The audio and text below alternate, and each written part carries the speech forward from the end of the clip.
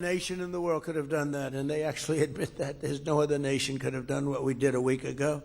Every single day of my administration, I will continue to put America first and fight for the great state of Florida. I love this state. Special place. I don't know. It's just special. You know it. I know it. A lot of people know because a lot of people are coming here. So that when people see that the beautiful sign is all lit up nice at night and it says Donald J. Trump Boulevard, they'll be filled with pride. Just pride not in me, pride in our country, pride in this state, because our nation will be stronger, richer, and more successful, which is what it is right now. We're stronger, richer, and more successful than we have ever been before. And I didn't know the big surprises that we could do this quickly. I thought it would take us a couple of years maybe, but we did it very quickly. I mean, it's been 11 months, and we've never had anything like it. More factories, more everything. There's never been anything like what we've done. And that means car factories, too, not just the AI. The AI is unbelievable what's happening there. We're leading China by a lot, but we're building more car factories than at any time in the history of our country. Who would think that?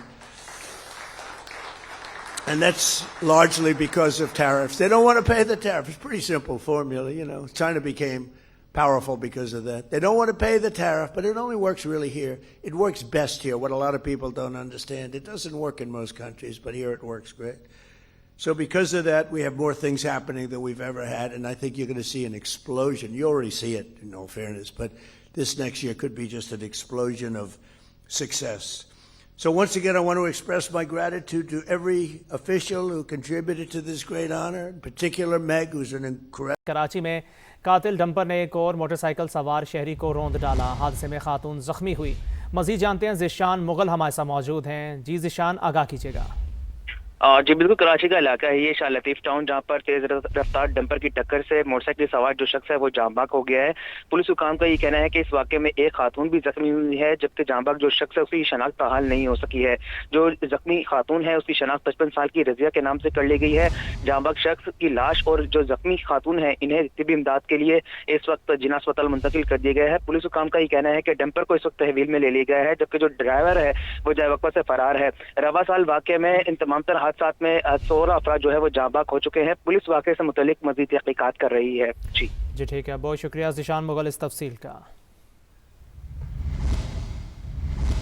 Karachi international container terminal पर container के अंदर एक बार फिर आग भड़क उठी। बुझाने की कोशिशें जारी हैं। इससे पहले आग बुझाने में 3 घंटे लग गए थे। आपको आगाह करे हैं, कराची इंटरनेशनल कंटेनर टर्मिनल पर कंटेनर के अंदर एक बार फिर आग भड़क उठी। बुझाने की कोशिशें जारी हैं। इससे पहले आग बुझाने में 3 घंटे लगे थे।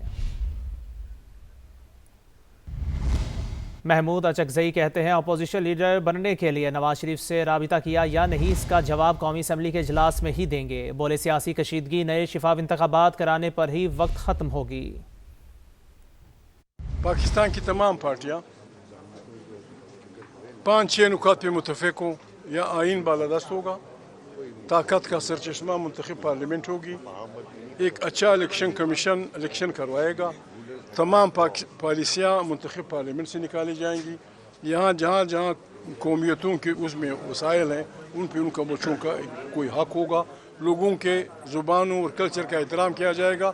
आप इन पे दस्तखत कर दें, इमरान से मैं करा दूँ। यही कौमी हुकूमत बनाएं, इसको मुस्तफ़ी करा दें, 4 महीने के अंदर नए इलेक्शन का ऐलान कर दें, टेम्परेचर खत्म हो जाएगा। अगर आप जीत गए जिंदाबाद। लीडर के हवाले से आपने डायरेक्ट बात की थी अपने नवाज शरीफ से? नवाज शरीफ से कह रहे हैं कि आपने डायरेक्ट बात की थी कि मैं आपके ऑपोजिशन लीडर के हवाले से आपके मामला थे। इस पे मैं बात नहीं करूँगा, इस पे मैं असम्बली में बात करूँ। सिंध के निजी तालीमी इदारों में 10% मुस्तहिक तलबा को स्कॉलरशिप देने का मामला। अदालत ने महकमा एंटी करप्शन से तहकीकात के इख्तियारात वापस लेकर डायरेक्टर प्राइवेट एजुकेशन को फैसले पर अमल दरामद कराने का हुक्म दे दिया। Sindh high court Sukkur bench में ज़ेर समाअत केस में वकला ने मौक़िफ़ इख्तियार किया कि गरीब और मुतवस्सित तबके के बच्चों को मुफ्त तालीम देना आइनी और कानूनी तकाजा है, लेकिन इस कानून के नाम पर निजी तालीमी इदारों को गैर ज़रूरी हरासानी या इख्तियारात से तजावुज़ की इजाज़त नहीं दी जा सकती। जस्टिस अदनान इकबाल ने दलाइल से इत्तफ़ाक़ किया। गुजरात और गिरदनवा शदीद धुंध की लपेट में आ गए। हद निगाह चंद फिट तक रह गई। ताज़ा तरीन सूरत हाल बता रहे हैं समा के नुमाइंदे जुल्फ़िकार हैदर। जी जुल्फ़िकार, आगाह करें। आज बिल्कुल गुजरात और इसके गिरदोनवा में इस वक्त शदीद धुंध छा चुकी है। हर तरफ जो है वो धुएं के बादल हैं, जिसके बायस हद निगाह सिफर है। جی ٹی روڈ اور نواحی علاقوں کے ساتھ ساتھ اندرون شہر بھی جو ہے وہ شدید دھند کی لپیٹ میں ہے، جس کے باعث شہریوں کو آمد و رفت میں شدید مشکلات کا سامنا ہے۔ ٹریفک کی روانی بھی شدید متاثر ہو رہی ہے۔ دھند کے باعث سردی کی شدت میں بھی غیر معمولی اضافہ ہو چکا ہے، اور جو ہے وہ اس وقت گجرات میں درجہ حرارت 6 ڈگری سینٹی گریڈ تک گر چکا ہے۔ شہریوں کو دھند کے باعث اور سردی کے باعث آمد و رفت میں شدید مشکلات کا سامنا ہے۔ جی، دہشت گردی کو پاکستانی سرحدوں سے اٹھا کر بحر ہند میں ڈبو دیں گے، وزیر اعظم کا وطن دشمنوں کو 2 ٹوک پیغام، کہا کالعدم تحریک طالبان پاکستان اور افغان طالبان کے گٹھ جوڑ کے ثبوت ہیں۔ وزیر اعظم شہباز شریف نے قومی یکجہتی کو وقت کی اہم ضرورت قرار دیا، بولے دہشت گردوں کو دشمن ملکوں سے مدد مل رہی ہے۔ قومی پیغام امن کمیٹی کے ارکان سے ملاقات میں وزیر اعظم نے کہا بھارت مارکہ حق میں عبرت ناک شکست کبھی نہیں بھولے گا۔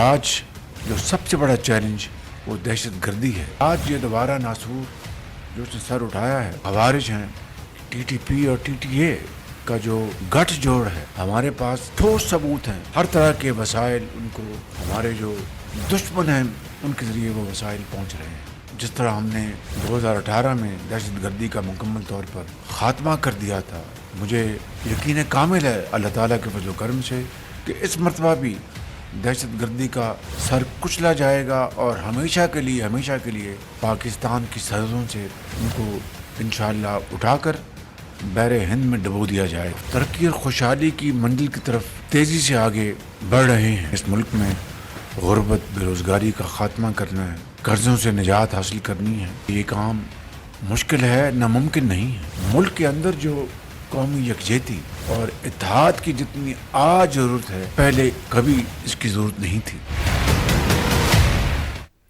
بلوچستان کے ضلع خاران میں فتنہ الہندوستان کا حملہ پسپا، سیکیورٹی فورسز کی بروقت کارروائی میں 12 دہشت گرد ہلاک ہو گئے۔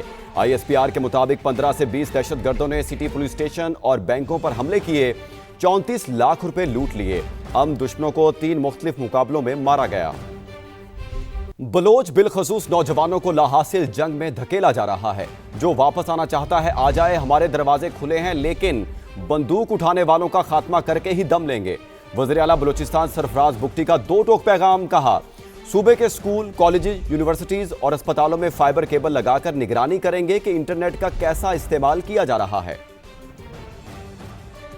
لاحاصل جنگ میں بلوچ کو ڈالا گیا ہے، واپس آتا ہے، ہمارے دروازے اس کے لیے کھلے ہوئے ہیں اور ہمیشہ کھلے رہیں گے۔ لیکن جو وائلنٹ ہے، جس نے بندوق اٹھا لیا، مارنے کے لیے تیار ہے، we have to establish writ of the state. یہ اب آئیڈیالوجی سے کرمنالوجی کی طرف چلے گئے ہیں اور انشاءاللہ تعالیٰ یہ کرمنل سے ختم ہونے کی طرف جاتے نظر آئیں گے۔ صرف یہاں پہ نہیں، یورپین کنٹریز میں بیٹھ کے پورے سیلز بنے سوشل میڈیا کے ذریعے، وہ پروپیگنڈا ٹولز کے ذریعے پھیلانا چاہتے ہیں۔ 3 ارب روپے لگا کر ہم تمام اپنے اسکولز میں، تمام اپنے کالجز میں، تمام اپنی 11 یونیورسٹیز میں، تمام بلوچستان کے ہاسپٹلز میں ہم فائبر کیبل بچھا رہے ہیں اور اس کے ذریعے انٹرنیٹ پرووائڈ کریں گے تاکہ ہمیں پتہ چلے کہ اس انٹرنیٹ کا یوزیج کیا ہے۔